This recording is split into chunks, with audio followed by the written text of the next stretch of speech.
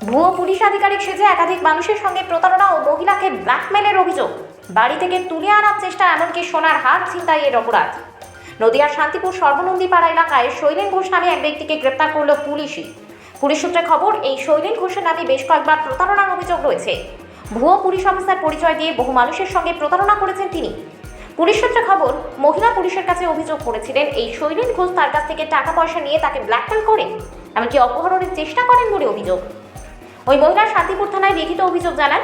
ঘটনার তদন্তে নেমে তাকে গ্রেফতার করে পুলিশ। বুধবার অভিযুক্তকে রানাঘাট বিচার বিভাগীয় আদালতে পাঠালে তদন্তের স্বার্থে পুলিশ হেফাজতে নেওয়ার আবেদন জানানো হয়। এই প্রতারক তার প্রতারণার জাল আর কোথায় কোথায় বিস্তৃত করে রেখেছে তা খতিয়ে দেখছে পুলিশ। পুলিশের নাম করে টাকা তুলছিলেন কেন? এই চলো